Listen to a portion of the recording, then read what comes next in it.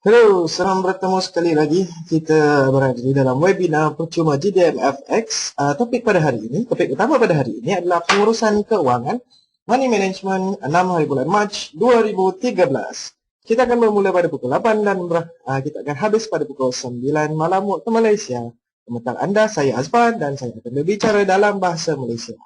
Ayuh kita teruskan perbincangan kita pada hari ini. Mari kita lihat tajuk-tajuk kecil kita terhadap pengurusan keuangan.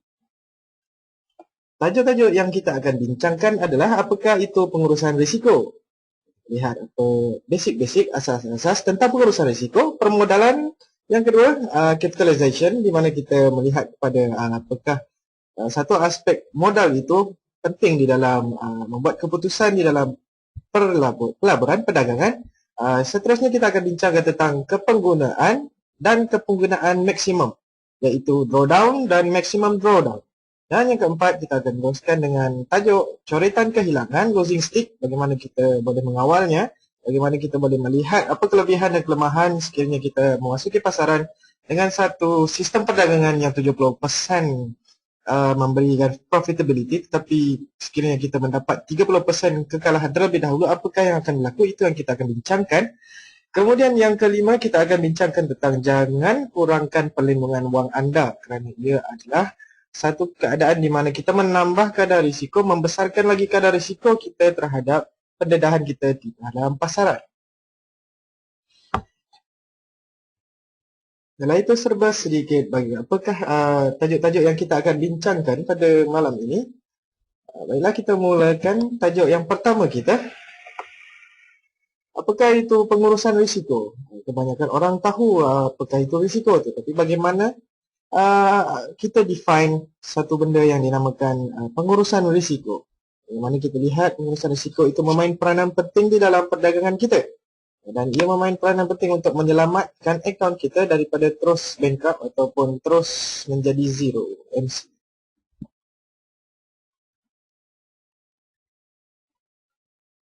Topik ini adalah salah satu bahagian yang sangat penting, paling penting tentang perdagangan.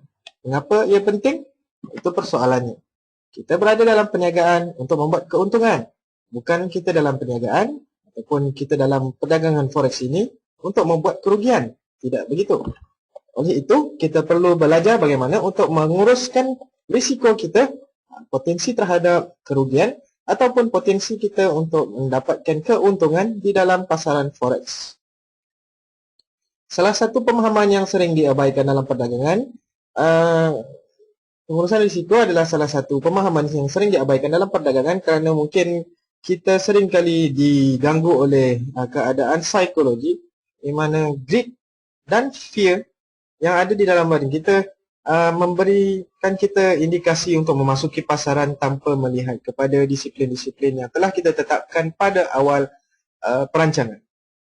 Ramai pedagang hanya bimbang untuk membuka pesanan, tetapi kita tidak lihat pada aspek ini. Kerana aspek ini mungkin begitu tidak ditekankan semasa kita berada di dalam perdagangan.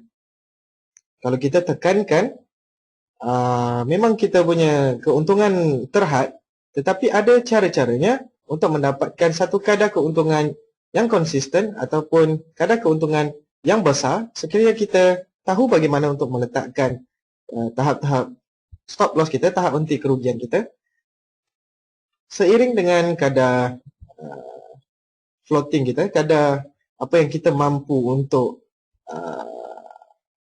hilang. Ramai pedagang hanya menentukan berapa banyak boleh tampung untuk rugi dalam satu perdagangan tunggal dan membuka pesanan seterusnya. Itu di situ kita lihat kesilapan besar di situ, di mana sekiranya kita plan untuk memasuki pasaran dengan satu pesanan saja, kita tidak seharusnya memasuki lagi pesanan sekali lagi dengan pesanan yang kedua.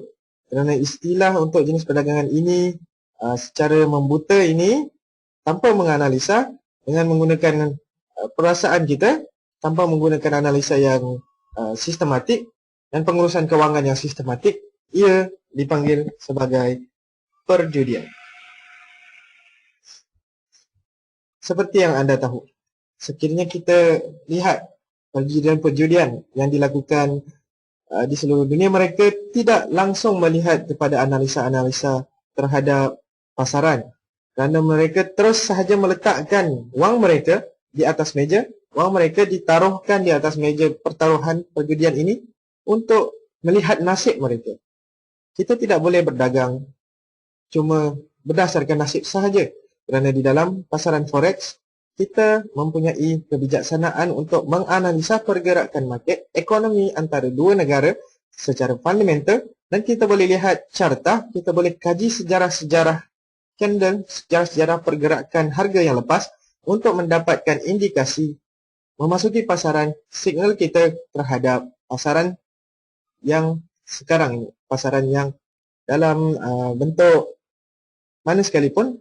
Kita boleh pilih sama ada memasuki satu pesanan ke atas beberapa pasangan mata wang antara korelasinya, memasuki beberapa indikasi ke atas carta, ia terpulang kepada anda. Tetapi saya punya suggestion agar anda tidak meletakkan terlalu banyak indikasi di dalam platform anda.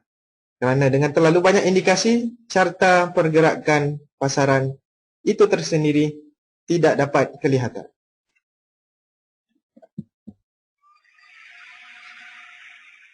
Di dalam pengurusan risiko juga, apabila kita berdagang tanpa peraturan pengurusan wang, penerangannya kita sebenarnya adalah terlibat dalam perjudian. Dan kita tidak lihat, anda tidak lihat ulangan jangka panjang ke atas pelaburan anda. Sebaliknya, anda hanya mencari peluang jackpot sahaja. Bermakna sekiranya kita memasuki satu pesanan yang sebegitu besar saiznya terhadap pasaran, ia bermakna kita terlalu yakin terhadap satu benda tersebut, sehingga meletakkan nasib kita ke atas wang kita yang kita susah payah bekerja untuk mendapatkannya. Dan kita letakkan di dalam pasaran ini. Tanpa disedari, kita telah terlibat dalam perjudian dengan hanya mempertaruhkan sahaja benda itu tanpa menggunakan analisa sebaik mungkin.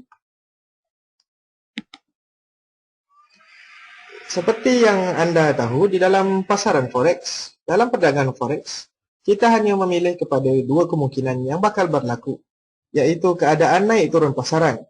Dan kita hanya memasuki pesanan hanya kepada dua benda ini sahaja, iaitu kita masuk buy ataupun kita masuk sell, belian atau jualan.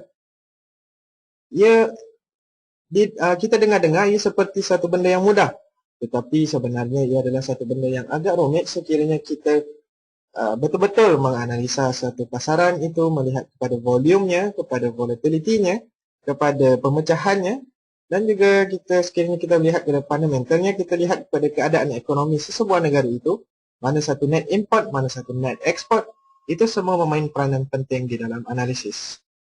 Terutamanya sekiranya kita memperdagangkan satu pasangan mata wang yang sangat volatile seperti euro dollar ataupun cable GBP USD, ia terpulang kepada anda mana satukah pasangan mata wang yang anda pilih untuk berdagang. Terpulang kepada anda, tetapi saya nasihati anda supaya betul-betul menganalisa market terlebih dahulu sebelum memasuki pasaran.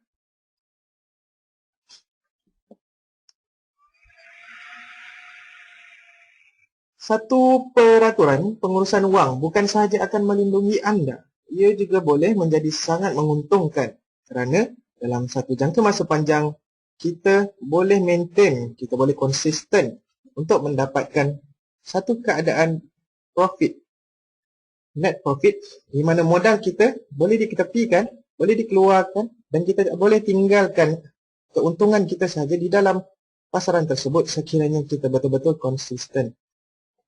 Ini memainkan peranan penting terhadap benda yang dinamakan disiplin. Kita haruslah berdisiplin terhadap trading plan kita. Ikuti trading plan kita, jangan ubah-ubah. Kerana sekiranya kita ubah sedikit ataupun ubah terus trading plan satu kepada satu benda yang lain, ia akan mengubah satu sistem tersebut daripada mungkin sistem sebelumnya 60% profitability, tetapi sekiranya bertukar kepada satu sistem yang asing bagi kita, mungkin kita akan mengubah kadar profitability kita kepada separuh, 30% mungkin, ataupun 40%. Kerana satu benda sistem itu haruslah di test terlebih dahulu, test run terlebih dahulu sebelum kita gunakannya di pasaran sebenar.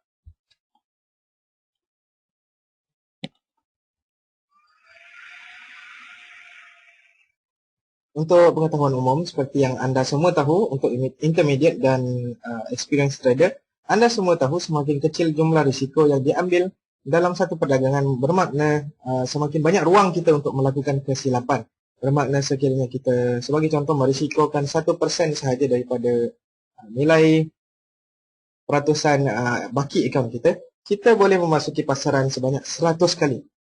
Dengan 100 kali itu, ia membuka peluang kita, membuka opportunity atau peluang kita untuk membuka lebih banyak pesanan di masa akan datang.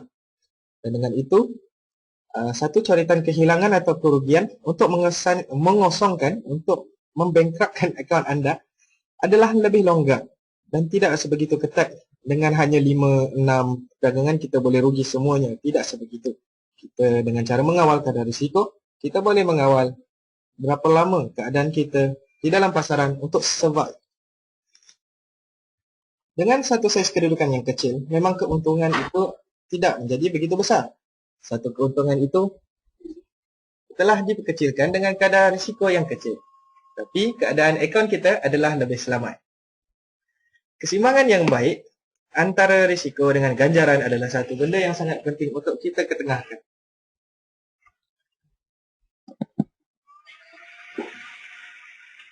Baiklah, setelah kita membincangkan tentang pengenalan terhadap risiko, macam mana untuk mengawal keadaan risiko, seterusnya kita lihat kepada satu benda yang dinamakan pemodalan ataupun capitalization. Di mana satu capitalization ini satu kesilapan yang sering kali dilakukan oleh pedagang-pedagang sekarang kerana mereka menganggap deposit-deposit yang kecil akan memberi mereka peluang untuk membuat wang yang lebih banyak. Kerana dengan cara minimum deposit kecil, mereka berani membuka pesanan-pesanan yang besar. Tetapi ia memberi kesan kepada keadaan psikologi kita. Kerana sekiranya kita rugi keseluruhan akaun, kita akan say goodbye kepada semua akaun kita yang kita letakkan di sana. Bayangkan akaun simpanan itu adalah akaun simpanan kita yang kita simpan sejak kecil lagi. Kita letakkan di dalam pasaran, kemudian kita terus habiskan begitu sahaja. Ia adalah satu benda yang membazir, tuan-tuan. Semoga pelabur-pelabur kita tidak sebegitu. Saya harap anda semua boleh tahu cara-cara untuk melibatkan wang dengan lebih efisien. Seperti yang anda tahu, pemodalan di dalam forex, investment atau mana-mana institusi yang melakukan pelaburan atau perdagangan melibatkan wang untuk membuat wang. Bisnes juga begitu. Kita melibatkan wang, kita lakukan satu pelaburan, membeli satu kedai sebagai contoh untuk membuat wang di masa akan datang. Oleh itu kita haruslah jaga kedai tersebut untuk survive dalam satu jangka masa yang panjang agar kita dapat mengumpul keuntungan daripadanya secara konsisten. Semua pedagang tahu, tetapi berapa banyak modal sepatutnya yang diperlukan untuk mula berdagang? Jawapannya sangat mudah. Ia sangat bergantung kepada bagaimana anda memulakan perniagaan.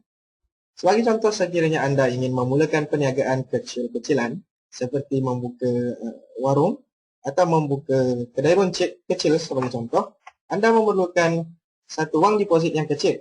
Returnnya memang sedikit, tetapi lama kelamaan sekiranya kita saving, kita tidak mengeluarkan terlalu banyak daripada akaun tersebut, kita boleh menjadi konsisten dan mengumpul wang tersebut accumulate menjadi lebih besar. Sebagai contoh, ada satu video YouTube yang saya akan share sebentar lagi. Saya akan berikan link kepada anda. Lihat bagaimana seorang wanita, orang British tak silap saya, dia memulakan perniagaan dengan wang pensionnya $100,000. Wang pensionnya tersebut, dia menguruskan wang tersebut untuk diperdagangkan secara bersendirian. Maksudnya dia sendiri yang memperdagangkan wang tersebut. Dan dengan pengurusan risiko yang sempurna, beliau mendapat 41 juta dalam masa 3 tahun. Konsistennya dia konsisten melihat kepada satu strategi saja. Selama 3 tahun dia maintain satu strategi saja, pengurusan kewangan yang ketat, dan juga dia tidak malu untuk share ilmu di dalam komuniti.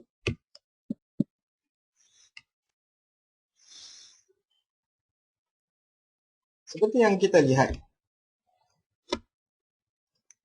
satu permodalan ini, sebelum kita mengambil keputusan untuk meletakkan modal yang besar ataupun modal yang kecil, kita haruslah lihat bagaimana individu itu sendiri mendidik diri mereka sendiri. Bermakna terdapat banyak pendekatan yang berbeza yang kita boleh belajar berdagang melaluinya. Beberapa pendekatan yang kita boleh lihat yang ada di Malaysia ataupun di luar negara, di mana-mana sahaja, kita mempunyai kelas Forex seperti yang anda hadiri pada hari ini. Anda telah menghadiri webinar Forex secara percuma, tidak perlu membayar apa-apa. Anda hanya perlu login, masuk daftar di dalam GoToMeeting ini, GoToWebinar ini. Kemudian yang kedua, cara yang kedua, kita boleh mempelajari Forex ini dengan cara mengambil mentor kita, seorang mentor untuk mengajar kita, untuk menjadi inspirasi kepada kita. Dan yang ketiga, kita boleh belajar sendiri kerana internet mempunyai bermacam-macam informasi. Tetapi anda haruslah filter terlebih dahulu mana satu informasi yang positif dan mana satu informasi yang negatif terhadap perdagangan anda, cara perdagangan anda di dalam pasaran. Ataupun kita boleh gabungkan ketiga-tiganya. Setelah kita pergi kelas, kita mencari seorang mentor atau seorang rakan untuk bersama-sama belajar, dan kemudian bila kita balik rumah, kita boleh belajar sendiri mengenai pasaran Forex ini. Terdapat banyak kelas dan mentor, dan kebanyakannya mengenakan cas atau bayaran. Jadi anda sungguh bertuah kerana GDMFX tidak mengenakan cas kepada anda sekiranya anda ingin menghadiri webinar ini, dan webinar ini juga dirakamkan dan akan disiarkan di dalam laman YouTube GDMFX Education BM. Anda boleh lihat, anda boleh share video ini ke mana-mana sahaja kepada rakan-rakan anda yang baru ingin mempelajari Forex. Kelebihan, sekiranya kita lihat apakah kelebihan yang kita boleh dapat sekiranya kita menggabungkan ketiga-tiga ini ataupun kita fokus kepada kelas atau menyentuh saja. Kelebihannya ia memendekkan keluk masa pembelajaran kita, kerana masa adalah sangat berharga. Sekiranya kita membazirkan satu masa tersebut, mungkin kita terlepas peluang untuk memasuki pasaran yang betul-betul memberi potensi keuntungan kepada kita. Ini kelemahan kepada cara untuk mencari pendidikan ini melalui kelas atau mentor. Kelemahannya mungkin kos yang agak tinggi. Tetapi jangan risau, dengan GDMFX anda mendapat informasi-informasi ini, kemewahan ini secara percuma.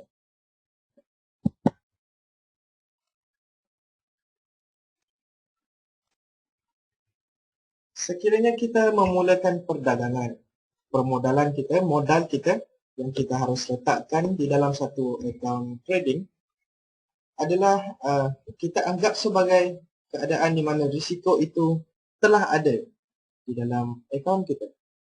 Kerana kerugian sebahagian daripada perdagangan, kita perlulah mempunyai modal yang cukup untuk mengharunginya. Kita harus tahu berapakah kadar deposit yang perlu kita letakkan. Kerana dengan kadar deposit yang kecil, tidak semestinya kita akan berjaya dan tidak semestinya juga kita akan terus gagal. Ia sangat subjektif, terpulang kepada satu individu mengikut kebijaksanaan masing-masing, macam mana menginterpretasikan apakah informasi-informasi yang ada di dalam pasaran, dan seterusnya mengawal risiko mereka dengan melakukan money management, pengurusan kewangan yang efisien.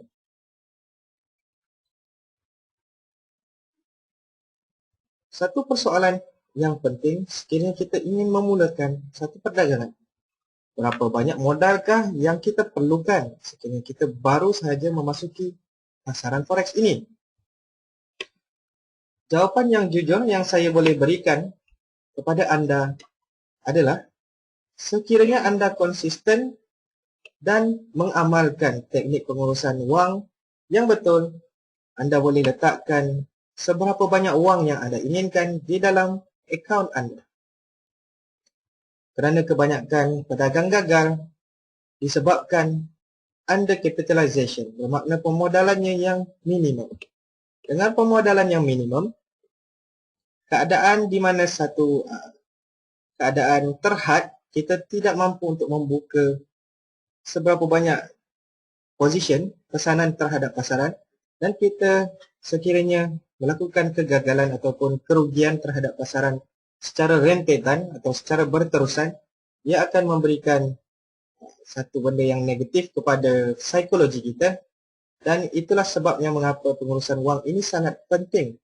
Sekiranya kita baru sahaja ataupun sudah berpengalaman dalam pasaran pun sekalipun, kita harus menguruskan keuangan dengan betul.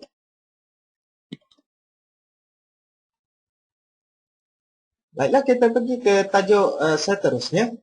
Tajuk seterusnya kita akan bincangkan tentang kepenggunaan dan kepenggunaan maksimum. Kepenggunaan ini adalah drawdown dan maximum drawdown. Drawdown ini kita tidak akan dapat lihat di carta platform kita, tetapi sekiranya kita melakukan analisis terhadap historical position yang telah kita lakukan, right click saja di dalam terminal kita. Di dalam bahagian historical data, kita boleh save as detail report. Di situ kita boleh lihat berapakah kadar kepenggunaan kita yang maksimum terhadap baki di dalam akaun. Kepenggunaan ini juga melibatkan penggunaan margin.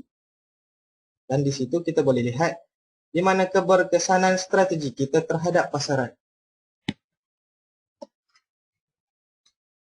Untuk tajuk drawdown, kita tahu bahawa pengurusan wang secara berdisiplin akan menjanjikan keuntungan dengan jangka masa yang panjang.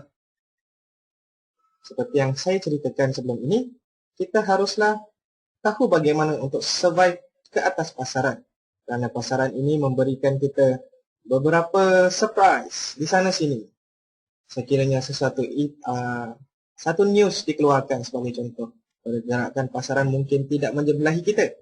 Apakah yang perlu kita lakukan? Sebab itulah kita perlu letakkan tahap henti kerugian. Dari sudut lain, apa yang berlaku jika kita tidak menggunakan peraturan pengurusan wang ini? Sekiranya kita tidak letakkan, orang tidak suka letakkan itu stop loss.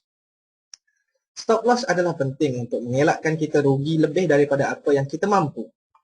Sebagai contoh, kita letakkan modal kita $100,000 dan telah rugi $50,000 dalam satu perdagangan sahaja. Apakah peratusan kerugian akaun anda yang kita lihat sebagai dalam contoh ini? 50% kerugian.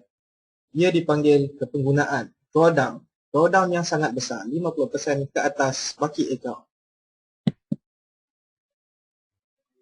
Kepenggunaan ataupun drawdown adalah pengurangan modal selepas satu siri kerugian perdagangan berlaku. Ia juga boleh diubah suai, lihat dalam bentuk carta, dalam bentuk graf. Setelah kita save as detail report di dalam platform kita, ia akan keluar kepada HTML, bahagian HTML. Di hujung webinar ini saya akan tunjuk satu contoh bagaimana untuk melihat drawdown anda, bagaimana untuk mengira drawdown anda sekali. Dan pengiraan ini bagaimana untuk mengiranya, anda boleh ambil pen dan kertas untuk simpan formula ini, ataupun anda boleh sahaja capture screen ini sekarang. Pengiraan untuk drawdown adalah daripada baki akaun perdagangan, kita lihat puncak relatif dan dasar relatif. Kita tolakkan puncak relatif kepada dasar relatif. Ambil perhatian bahawa penurunan sebagai peratusan daripada akaun perdagangan ini adalah satu benda yang mencacatkan portfolio kita. Sekiranya kita berjaya mengawal kadar drawdown kita 30% ke bawah, bermakna 30%, 20%, 10% ke bawah, ia bermakna kita menggunakan satu keadaan risiko yang sangat kecil dengan kadar pulangan yang mungkin juga kecil. Tetapi sekiranya kita tahu, kita mahir menganalisa sebuah market, kita letakkan stop loss cuma 10 pip, 20 pip sahaja, dan kita masih lagi meletakkan kadar risiko 1% dengan kadar size lot yang seiring.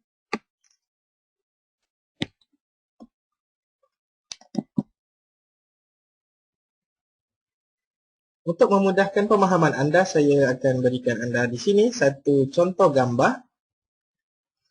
Gambar aja memperlihatkan baki akaun seseorang individu. Kita boleh lihat pedagang ini mendapat keuntungan pada peringkat mulanya, kemudian telah mengalami kerugian serba sedikit di bahagian ini, dan itu adalah di sini adalah bahagian dasar kepada baki akaun tersebut, baki akaun yang paling rendah di sini, kemudian meningkat semula. Bagaimanakah kita hendak mengira kepenggunaan, iaitu drawdown kita? Drawdown kita dikira menggunakan formula tadi. Puncak kita tolakkan dengan dasar. Kita tolakkan nilai puncak ini kepada dasar, itu adalah drawdown. Ini bukan carta mana-mana pasangan mata wang ya. Ini adalah carta bagi baki akaun perdagangan.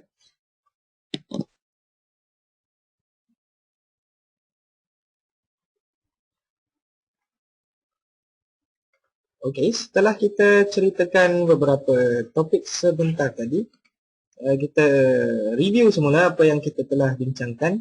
Yang pertama, kita telah bincangkan serba sedikit apakah itu asas-asas pengurusan risiko.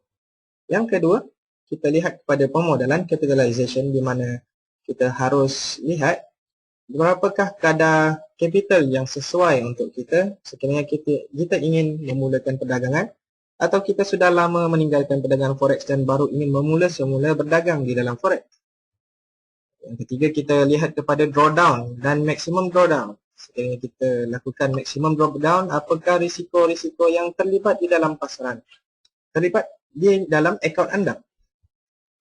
Ia adalah satu benda yang anda harus fikir-fikirkan agar anda akan dapat survive di dalam pasaran forex ini. Seterusnya, tajuk seterusnya kita akan ceritakan tentang coretan kehilangan, losing streak, di mana dalam tajuk ini tidak semua gemar untuk mendapatkan kehilangan secara berterusan. Saya juga begitu, saya tidak suka kehilangan secara berterusan. Tetapi dengan cara kita mengawal kadar risiko kita yang kita ambil terhadap pesanan-pesanan yang kita letak di dalam pasaran, ia boleh mengawal coretan kehilangan ini. Dan sekiranya kita mendapatkan keuntungan pada setelah berakhirnya coretan kehilangan atau kerugian ini, ia mungkin menjadi satu benda yang memberi motivasi kepada kita untuk terus survive di dalam pasaran forex. Di dalam perdagangan, pedagang sentiasa mencari kelebihan dan peluang. Siapa tidak mencari peluang? Siapa yang tidak mencari kelebihan? Semua pedagang-pedagang kita mencari peluang dan kelebihan.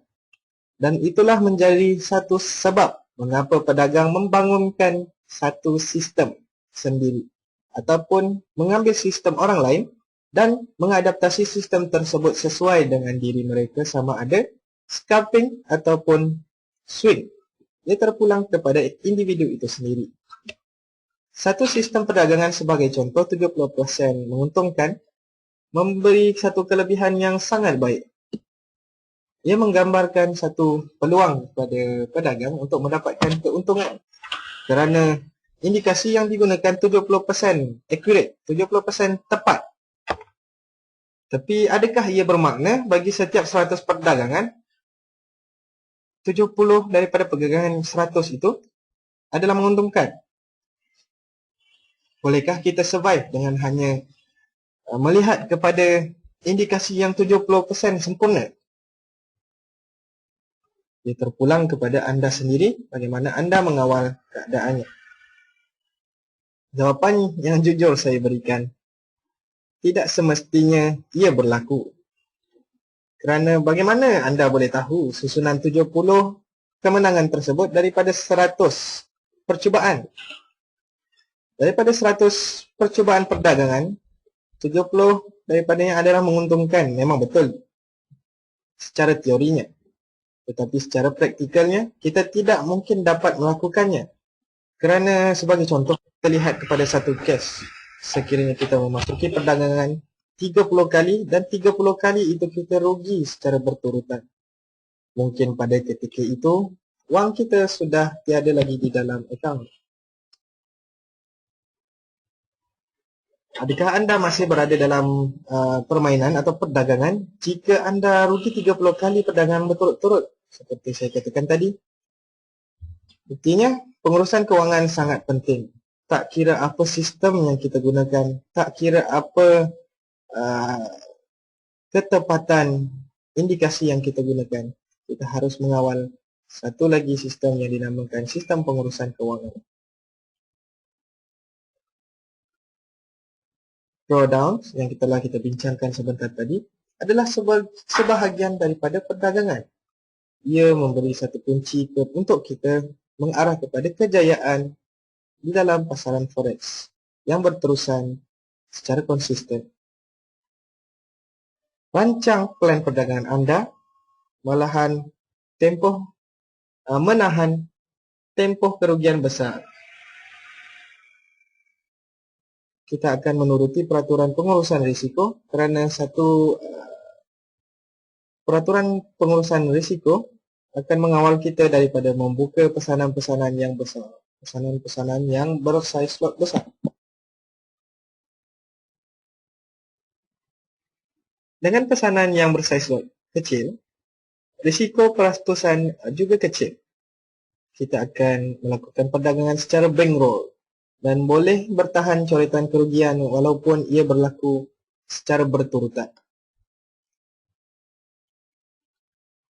Sekiranya kita mengamalkan pengurusan wang yang ketat dan kita melakukannya secara berdisiplin, kita akan mampu bertahan dalam jangka masa panjang dan kita akan boleh memastikan diri kita akan sentiasa menang, sentiasa win kerana kita lebih fokus, kerana kita dah praktis sistem tersebut banyak kali memasuki pasaran dengan fokus kepada sistem tersebut, tidak bertukar-tukar kepada sistem yang lain.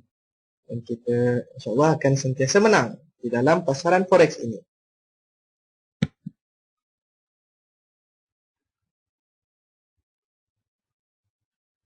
Okey, yang terakhir sekali di dalam topik webinar kita tentang pengurusan kewangan adalah jangan kurangkan perlindungan wang anda. Sekiranya anda kurangkan perlindungan wang anda, anda lebih terdedah kepada kadar risiko yang lebih tinggi.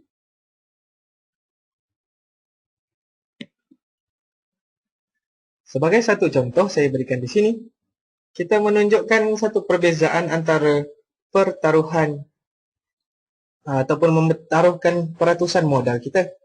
Sekiranya kita letakkan risiko perdagangan 2% berlawanan dengan 10%, setiap perdagangan, apakah yang akan berlaku?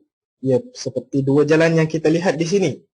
Jalan yang pertama mendatar sahaja, kita boleh jalan dengan tenang dan tidak harus merisaukan apakah penghalang-penghalang yang ada di depan kita, kerana kita senang atau mudah untuk mengelaknya.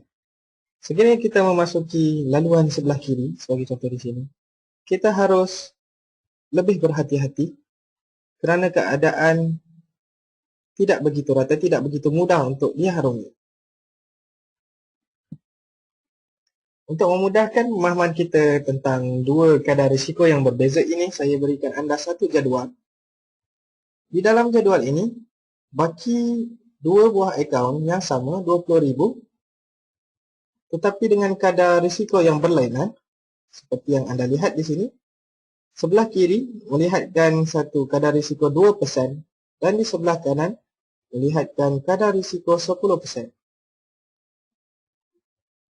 Dengan merisikokan baki akaun kita, perdagangan 2% ini, $400 akan kehilangan pada perdagangan yang pertama.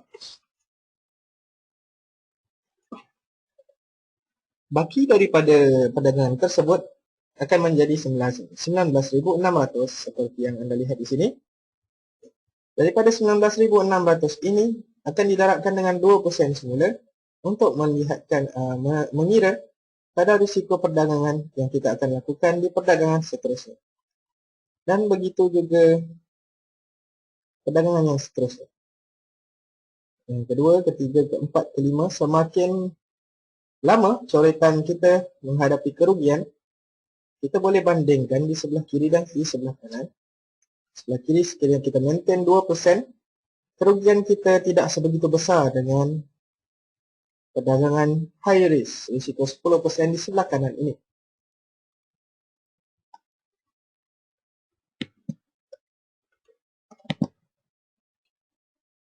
Seperti yang kita lihat di dalam jadual tersebut, dengan risiko 2%, baki kita boleh menjadi $15,073. Kita akan kehilangan cuma 25% daripada jumlah akaun asal kita. Sudah tentu kita tidak mahu 15 coretan kerugian berlaku secara berterusan. Kita boleh mengawalnya dengan melakukan analisa. Ilustrasi ini memperlihatkan persediaan asas kepada kerugian peraturan pengurusan wang, di mana kita mengawal keadaan emosi kita. Kita boleh lihat berapa kadar kerugian kita yang kita mampu untuk tampung sekiranya satu rentetan kerugian berlaku. Apabila mempunyai satu tempoh kerugian, kita masih mempunyai modal yang cukup untuk meneruskan perdagangan sekiranya kita hanya merisikokan 2% sahaja terhadap baki akaun kita. Bayangkan sekiranya kita rugi 85% daripada akaun, bermakna baki akaun kita 15% daripada nilai asal. Kita perlu membuat 566% risiko ke atas baki akaun tersebut untuk mendapatkan kembali titik modal kita, baki akaun asal kita. Ada satu carta menggambarkan apakah peratusan yang diperlukan untuk mencapai titik pulang modal ini. Anda boleh lihat carta ini, Anda boleh screenshot carta ini atau Anda boleh salin semula carta ini sekiranya Anda inginkan. Satu carta ini boleh menggambarkan apakah peratusan yang diperlukan sekiranya kita ingin mencapai semula titik pulang modal terhadap akaun kita yang telah rugi. Sebagai contoh, sekiranya kita mengalami kerugian dari modal 10%, perdagangan seterusnya memerlukan kita membuka 11% risiko untuk mendapat semula titik pulang modal kita. Sekiranya akaun kita mengalami kerugian 20%, kita harus membuka pesanan seterusnya dengan kadar risiko 25%. Dan sekiranya kita mengalami kerugian 90%, 900% akan menjadi risiko kita untuk kita buka di dalam pasaran untuk kita mendapat semula modal kita, modal asal kita. Oleh itu di sini saya nasihati anda semua agar menggunakan satu plan money management yang sesuai dengan anda, yang tidak begitu tinggi kadar risikonya, agar anda boleh survive di dalam pasaran forex. Sekiranya kita perhatikan jadual sebentar tadi, semakin banyak kerugian bermakna semakin sukar untuk kita mencapai titik pulang modal. Semua sebab ini mengapa harus kita lakukan sebaik mungkin untuk melindungi akaun kita. Kita haruslah follow the plan sekiranya kita betul-betul ingin menjaga akaun kita. Salah membakar duit kita sebegitu sahaja dengan meletakkan sewenang-wenangnya pesanan besar-besar lot sekiranya kita tidak mampu untuk melakukan analisis yang begitu tepat.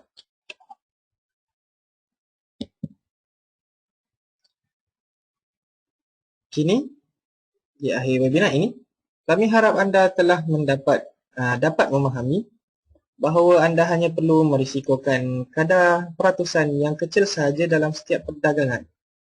Anda boleh bertahan beberapa coretan kerugian. Berapa kali anda rugi berturut-turut, anda boleh bertahan dan anda boleh survive untuk mengelakkan kepenggunaan drawdown yang besar. Ingatlah, anda mahu bijak berdagang dan bukannya anda melakukan perjudian.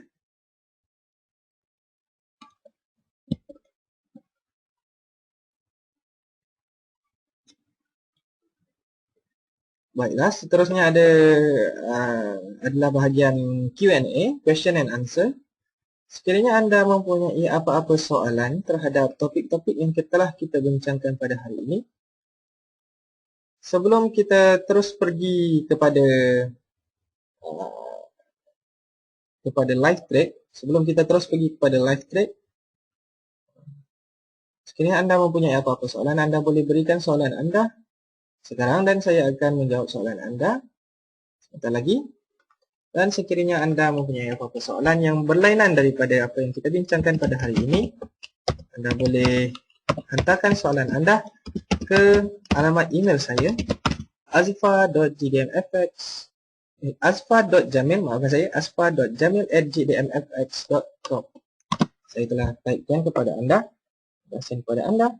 Sekiranya ada apa-apa soalan, anda dialu-alukan untuk menghantar email atau menghantarkan soalan anda kepada saya sekarang. Untuk mendapat perhatian, anda boleh klik butang bulat di sebelah kanan itu, raise hand,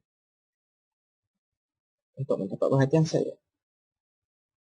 Kita berehat seketika sebelum kita mulakan